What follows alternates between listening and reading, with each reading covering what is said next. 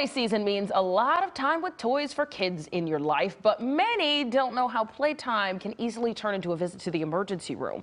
There were more than 206,000 toy-related injuries treated in emergency rooms across the country in 2021 for children 14 and under. 38% of those injuries were lacerations, concussions, or abrasions, and 46% of the injuries were to the head and the face. So this means it's important to be aware of safety hazards before you buy or open those toys. That's right. Dr. Liberty Lowe, a pediatrician with Kaiser Permanente Orange County. Hi. She joins us now with some very important tips. Good morning, Dr. Lowe. Good morning. How are you doing? We're doing great. Thank you so much for waking up early for us. We have some questions for you. We want to start by asking, what are the top injuries you see in your office that come from these toys? So there's a wide variety of toy-related injuries that I see. The most common causes coming from falling off mobile toys, such as scooters and bicycles, skateboards and roller skates.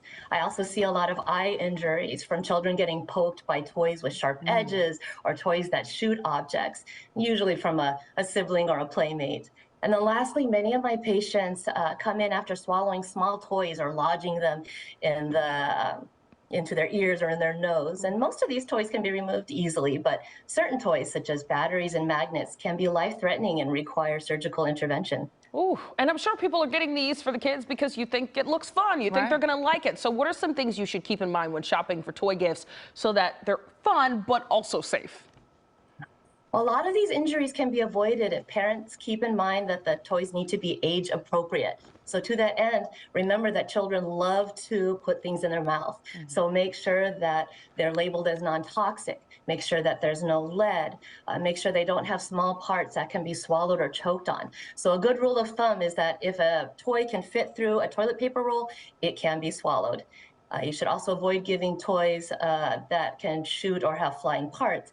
Toys that contain heating elements, or toys that can cause asphyxiation if wrapped around the neck or placed over the face. Yeah, good pointers there. Dr. Lowe, how can parents best maybe prep the toys before giving them to their children?